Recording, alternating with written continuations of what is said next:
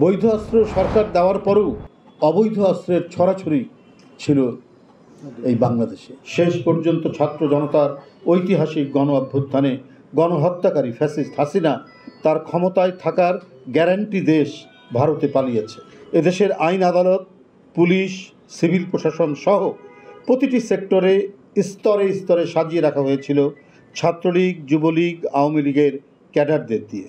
অন্তর্বর্তী সরকার রাষ্ট্র সংস্কারের যে পরিকল্পনা গ্রহণ করেছে, সেই পরিকল্পনা বাস্তবায়ন করতে গেলে গণতান্ত্রিক রাজনৈতিক শক্তিকে কাজে লাগাতে হবে। রাষ্ট্রের বিবর্তনে আধুনিক গণতান্ত্রিক রাষ্ট্র রাজনৈতিক সংগ্রাম বা বিপ্লবেরই ফলশ্রুতি।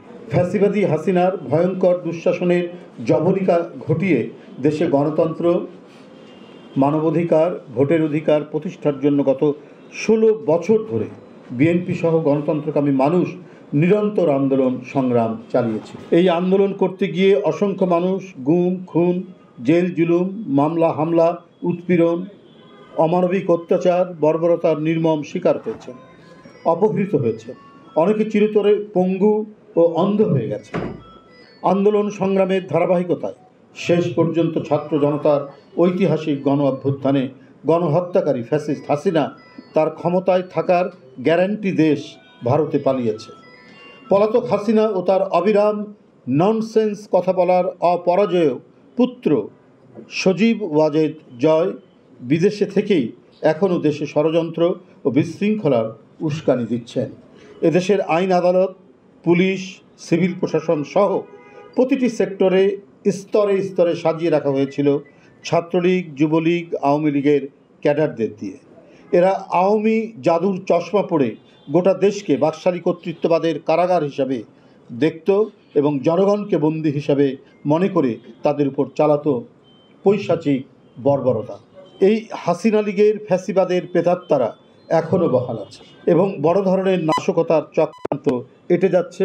তাদের বিভিন্ন ফেসবুক ভাইরাল যেগুলো হয় এবং নানা অনলাইনের মধ্যে দিয়ে যে কথাবার্তাগুলো আসছে এবং অজ্ঞাত স্থান থেকে যে ধরনের হুমকি দিচ্ছেন, শেখ হাসিনা নাকি এখনও প্রধানমন্ত্রী, এখনও নাকি আওয়ামী লীগ সরকার বৈধ সরকার, যারা 2009-এর পর থেকে বৈধতার কোনো লেশ রাখেনি, কোনো চিহ্ন রাখেনি, সেই সমস্ত অবৈধ আওয়ামী সরকার, ভোটারবিহীন আওয়ামী সরকারের কীট পতঙ্গরা শেখ হাসিনাকে এবং আওয়ামী সরকারকে বৈধতা দানের কথা বলে বেড়াচ্ছেন, তাও আধার থেকে, কোনো গুহা থেকে।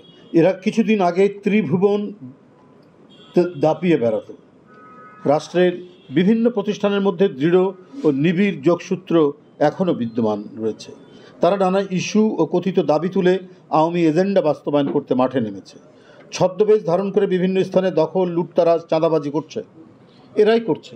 মানুষের মনে বিভ্রান্ত তৈরি করার জন্য তারা বিভিন্ন দলের নাম ভাঙিয়ে বা বিএনপির অঙ্গ সংগঠনের নাম ভাঙিয়ে এরা এখনও করে যাচ্ছে। কারণ এদের হাতে কালো টাকা রয়েছে, এদের হাতে রয়েছে অবৈধ অস্ত্র।